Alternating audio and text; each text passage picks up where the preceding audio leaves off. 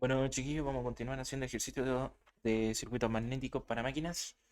Bueno, en esta parte les traigo el ejercicio 1.12 de Chapman, que habla sobre, bueno, les voy a leer el enunciado, pero básicamente es un núcleo ferromagnético, donde nuevamente tenemos el mismo caso, tienen número de vueltas, en este caso tiene dos números de vueltas por lado, por lo tanto, eh, vamos a tener dos corrientes implicadas que van a entrar a nuestro núcleo. Son de tantas vueltas, vamos a tener nuevas medidas que calcular y ver. ¿Qué otra cosa más tenemos que ver? Em, Vamos a tener que también usar la reluctancia, pero de otra manera. Pero lo más importante es el uso de curvas. Si bien, si me voy a encontrar el lápiz, si bien se explica durante las clases de que de repente cuando diseñamos máquinas, ya sean máquinas como motores, o transformadores, en el caso de los motores los van a ver más adelante, se hace un diseño en particular sobre, o sea, se hace una explicación en particular sobre las gráficas, que siempre en el eje X se va a tener un valor de una cosa y en el eje Y un valor de otra cosa y que nos va a servir para encontrar valores.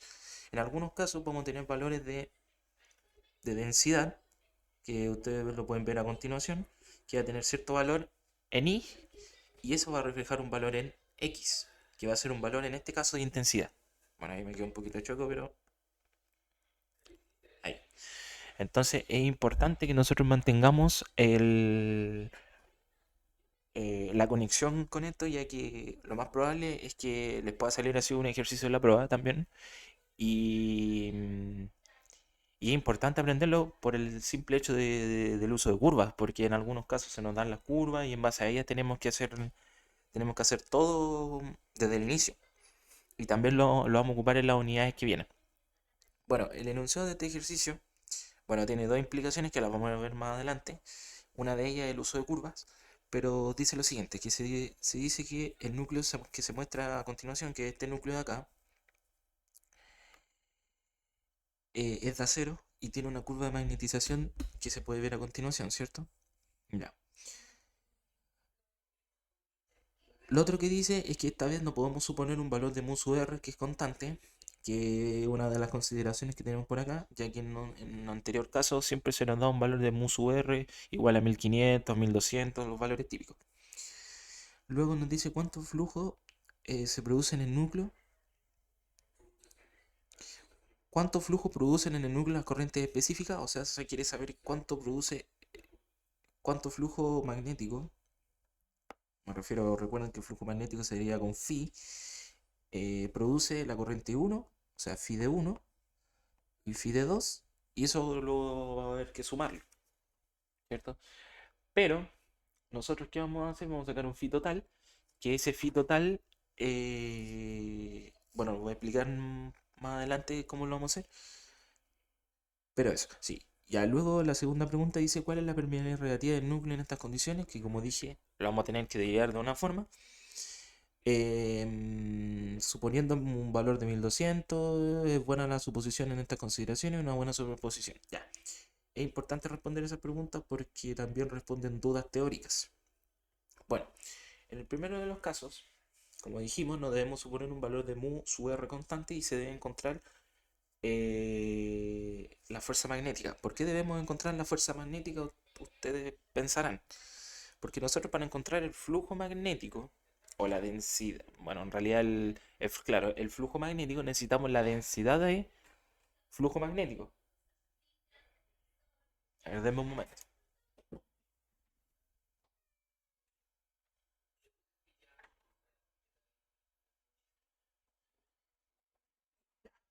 Ahora sí, que tenía que dejar salir a mi gato. Ya, tenemos que encontrar la densidad del flujo magnético y para poder encontrar la densidad del flujo magnético nosotros habíamos dicho que podemos ocupar la fórmula que vimos en el video anterior que dice que el flujo magnético es igual a la densidad por el área, ¿cierto? Entonces nosotros para poder encontrar ese valor de flujo magnético primero tenemos que hallar la densidad. ¿Y cómo hallamos la densidad? Encontrando la intensidad de campo, que es H, que es el H que nosotros tenemos acá. Entonces nosotros decimos que este es H y este es V. ¿Cómo hallamos H? Sacando V. O sea, ¿cómo hallamos V? Sacando H. Por lo tanto, vamos a acomodar esto. Recuerden, siempre puede ocurrir el caso contrario, pero nosotros lo que tenemos que hacer es hallar h. Ya. Con esas superposiciones ya listas, o sea, esas superposiciones, perdón, esas consideraciones, las vamos a anotar acá para que las tengan presente cuando vayan a estudiar. Que para hallar el, para hallar densidad de, a ver un momento si está bien esto, sí. Para hallar la densidad de em,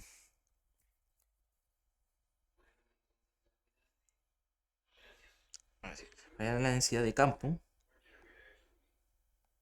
lo había ido la idea. Para hallar la densidad de campo es necesario hallar, encontrar h. Y nosotros definimos h como, bueno, ahí se puede ver. Hacerlo un poquito más grande porque este igual se va quedando como un poco cortito en cuanto a la pantalla. Pero ahí se logra apreciar. Ya, pero igual de todas maneras van a tener todo bien, bien detallado. Ya. Como dije, para poder hallar h, nosotros decimos que h, lo vamos a escribir un poquito más grande, h va a ser igual a la fuerza magnética, dividido en L. ¿Qué es L? La longitud de todo el núcleo ferromagnético. Como vemos a continuación, nosotros podemos acá sacar una resultancia total de todo el sistema, ya que, ya que el sistema en sí, ahí, ya que el sistema en sí que tenemos a continuación es un núcleo ferromagnético que es casi, bueno, que es simétrico. Entonces, por lo tanto, tocaría solamente considerar los puntos de las esquinas que tenemos que dividirla por la mitad. Recuerden, siempre las esquinas se dividen en la mitad y se ocupan en los diferentes tramos. Y los trazos largos son totales. Por lo tanto, tendríamos. O sea, lo que estoy queriendo decir es que esto sería como algo así. Algo así. ¿Cierto? Algo así. Hoy me puse un poquito medio chueco. Y algo así. ¡Ah! Me equivoqué. Algo así.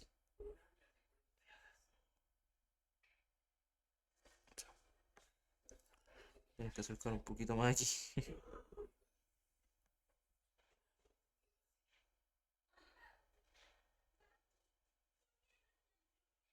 Ya, no, la vamos a dejar ahí. Ya, pero la cosa es que quedaría algo como así. Entonces, en estos puntos, nosotros tenemos que considerar las mitades. Siempre hay que recordar. Las mitades, las mitades. Pero como es simétrico, no ocurre ese caso. Y lo consideramos completamente.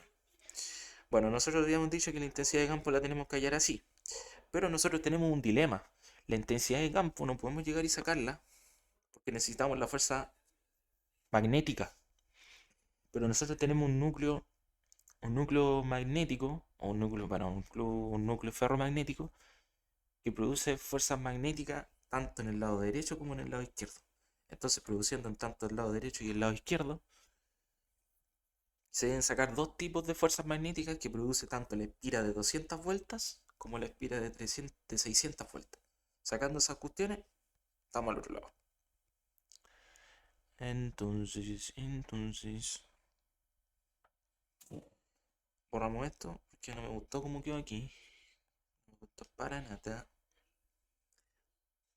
Lo vamos a hacer con lápiz así. Y vamos a sacar que H va a ser igual a la fuerza magnética, la vamos a escribir así mejor, total, claro, a la fuerza magnética total dividido en la longitud.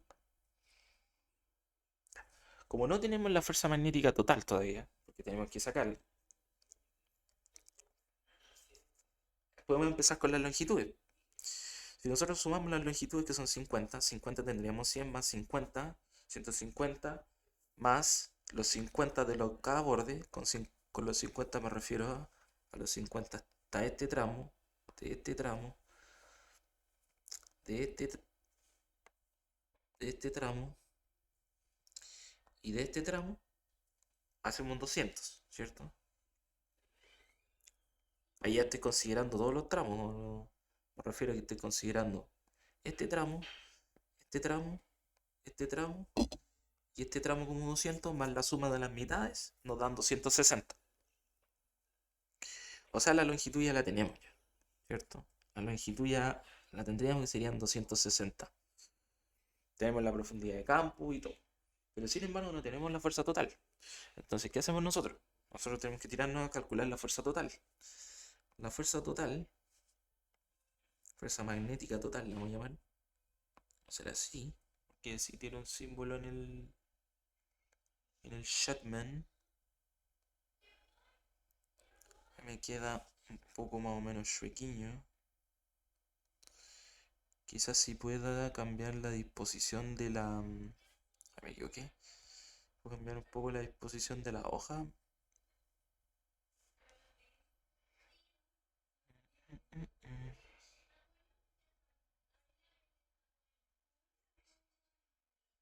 Ahí, ¿no?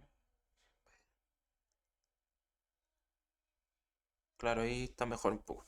Ya. Ya, como tenemos la fuerza magnética, bueno, como estaba diciendo, tenemos que sacar la fuerza magnética total. Disculpen que me trae, pero es más o menos tarde ya.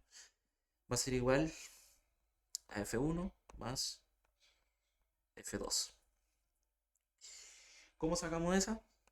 Nosotros sabemos que la fuerza magnética, la vamos a definir,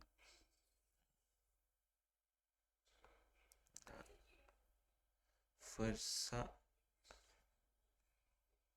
magnética, magnética se define como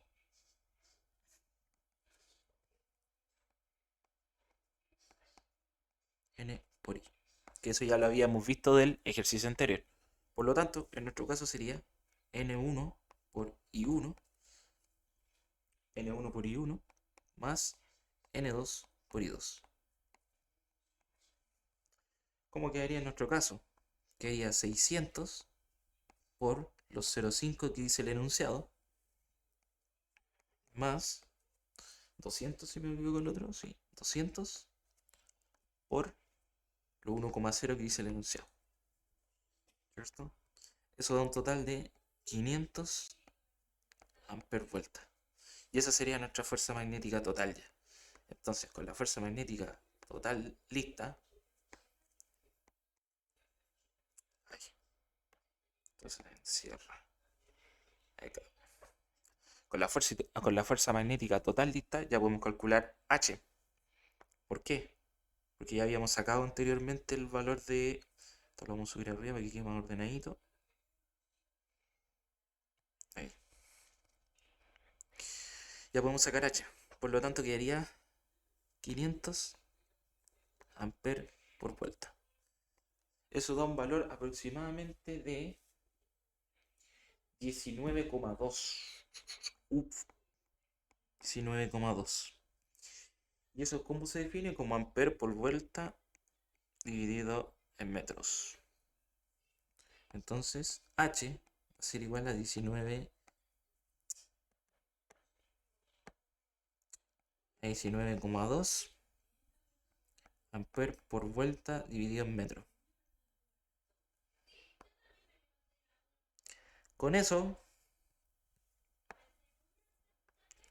ahora nos vamos a la gráfica. A la gráfica.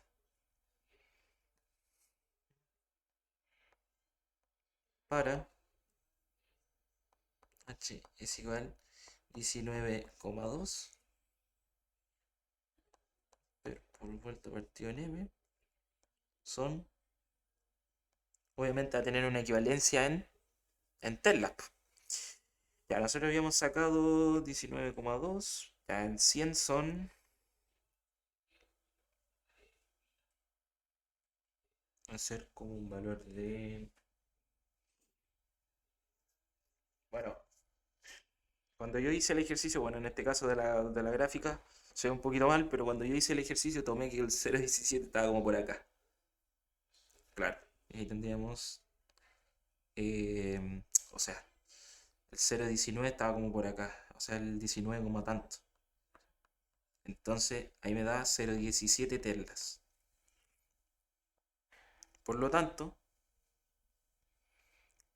con ese valor serían 0,17 telas. Y ese va a ser mi D. Por lo tanto, con eso ya podemos resolver lo que queda de ejercicio. ¿Qué es lo que queda como ejercicio? Nada más que hallar el flujo. ¿Y el flujo cómo lo hallamos nosotros? Ahora se halla el flujo magnético. Recuerden, como flujo magnético, phi. Siempre phi. ¿Y cómo tenemos que hallar? A nosotros se nos pedía, querían saber qué ocurría. Entonces, acá colocamos dos puntos y sacamos el phi total. ¿Por qué? Porque nosotros sacamos la intensidad de campo magnético total con, con la densidad de campo magnético total. Tenemos que hallar el flujo magnético total. Entonces, al final todo se deriva en lo mismo. El flujo magnético total va a ser V por A. Como V ya lo teníamos que es 0, ¿cuánto le puse? 0,17, ¿cierto? 0,17. Ahora tenemos que trabajar con el área. Y aquí viene el dilema. ¿Qué área ocupamos? Ninguna más que eso. Los 15 centímetros, que es ancho por, o sea, alto por largo por ancho. Entonces sería 0,15, claro, por 0,15. ¿Qué valor me va a dar eso? Un valor de 0,00383 Weber. Ese es el flujo magnético total. Total.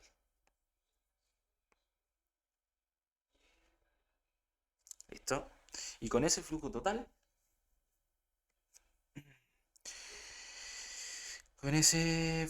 ya respondemos la primera pregunta con las corrientes específicas, ¿cierto? ¿Ya? Y ahora nos piden cuál es la permeabilidad relativa en el núcleo en estas condiciones. ¿Cómo sacamos esa permeabilidad relativa? ¿Hay alguna fórmula que nos permita hallar la permeabilidad relativa? Sí, po, hay una fórmula. ¿Qué fórmula es? Para hallar, la permeabilidad relativa,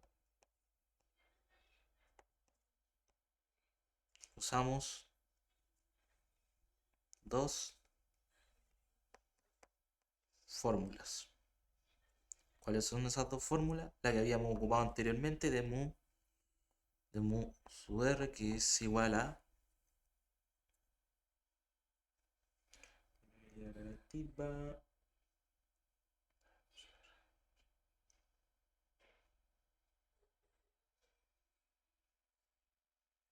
0, 0, déjenme ver dónde tengo la fórmula. Era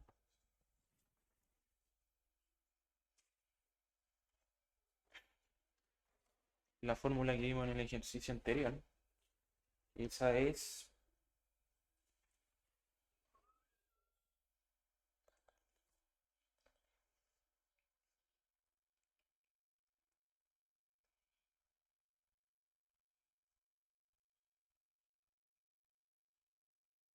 Ya.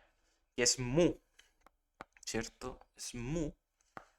Mu va a ser igual a mu sub r por mu sub 0, ¿cierto? Y este es 4pi por 10 a la menos 7, ¿cierto? Y siempre se nos da este valor.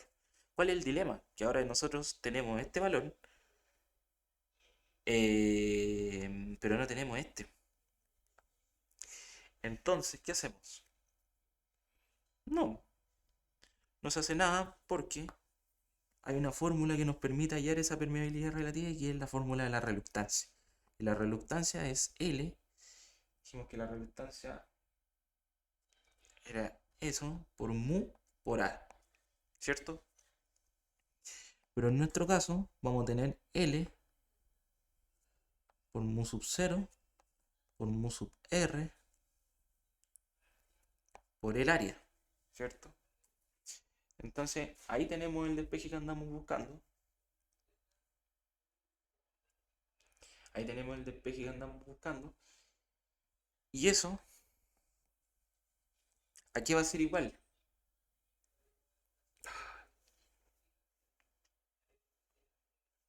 Eso va a ser igual a una relación que también establece el libro, que es que la fuerza magnética total, ¿verdad? Que la fuerza magnética amper por vuelta se divide por el flujo magnético total. Total.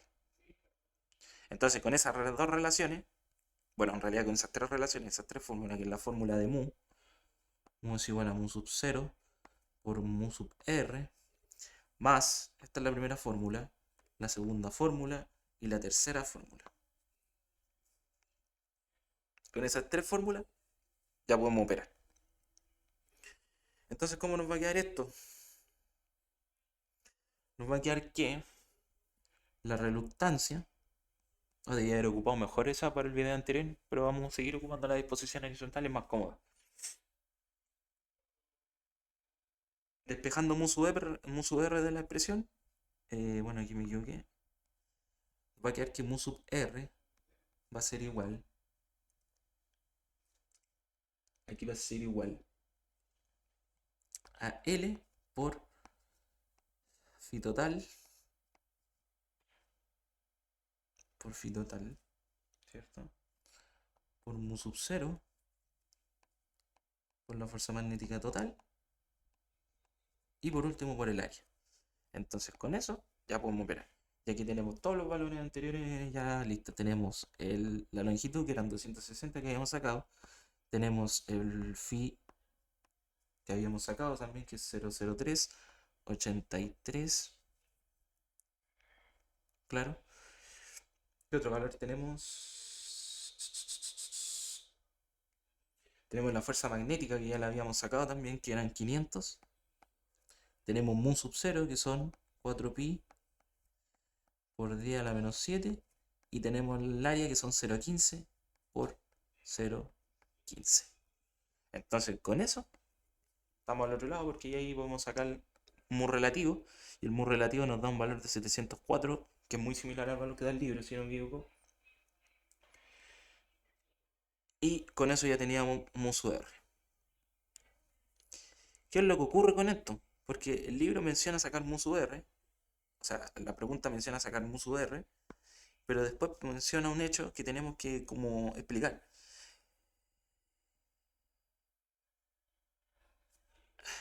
Que dice la permeabilidad relativa de 1200 supuesta en el problema anterior. Bueno, había que hacer el problema anterior. ¿Es una buena superposición para estas condiciones o una buena superposición en general? Ya. Aquí lo que nosotros tenemos que decir es que si nuestra permeabilidad disminuye, o sea, este valor disminuye, obviamente por ecuación va a aumentar la resistencia. Lo cual puede significar, o significa mejor dicho, que hay una alta oposición al flujo magnético, porque recuerden que la reluctancia es el homólogo de la resistencia en los circuitos, el homólogo en los circuitos magnéticos, por lo tanto la reluctancia va a aumentar. Y si aumenta la reluctancia, el flujo va a disminuir. Y si la reluctancia, bueno, y también hay que recordar que bueno, en realidad lo voy a anotar, porque es más simple que se lo anote, pero a lo que me refiero es que por fórmula, por fórmula, siempre que mu aumente, R disminuye, disminuye, ¿cierto? Esto es por fórmula. Esto es por fórmula, claro, porque todos decimos, claro, son inversamente proporcionales, pero si nosotros hacemos como un análogo más real, se debe recordar que la reluctancia se opone, se opone al flujo magnético. Y como se opone al flujo magnético, si mu sub r aumenta, si mu sub r aumenta, también aumenta el flujo magnético, por lo tanto la reluctancia va a disminuir. Pero en este caso no, pues disminuye. Entonces aumenta la reluctancia, lo que hace que el flujo magnético sea menor. Entonces, por fórmula, mu aumenta y r disminuye.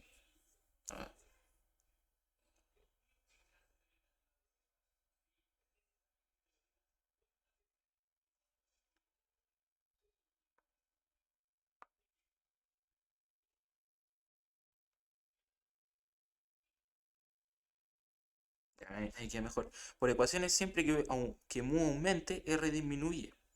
R disminuye. Una coma. Esto es por fórmula. Se debe recordar que la reluctancia se pone al flujo magnético y si mu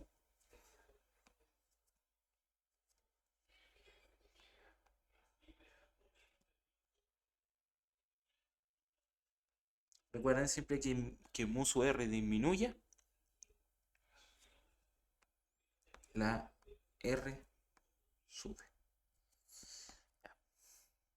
Entonces, ¿qué es lo primero? Este otro tipo de caso que, como se lo dije al inicio, es importante entender. Cuando tenemos simetría en los núcleos ferromagnéticos, nosotros llegamos y sacamos la reluctancia.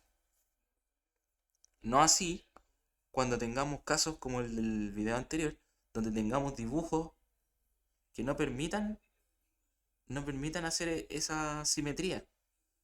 Entonces, si, o el dibujo feo, en este caso tuvimos la suerte de que esto tenía simetría, pero hay algunas veces que estos vienen con esta parte, literalmente con esta parte, ¿sí?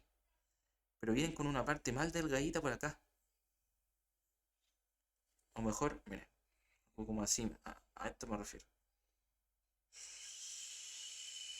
Viene como con una parte así, sumamente delgadita. Entonces, teniendo esa parte delgadita, ocurren los problemas porque ahí tendríamos que sacar otra reluctancia, tendríamos que nuevamente sacar una reluctancia total y ahí operar con el circuito. Pero si nosotros en este caso tenemos ese problema, casi nunca se da que ocurren esos dos problemas de tener una gráfica y de tener ¿cómo es que se llama? Una reluctancia más complicada. Casi nunca ocurren en los ejercicios del Chatman, pero habría que revisar el Fitzgerald si ocurre en esos casos. Pero, pero pronto, a mí lo que me importa es que haya quedado claro esta parte porque, como dije, por ecuación, siempre que aumente mu, R va a disminuir. Y si este disminuye, R aumenta.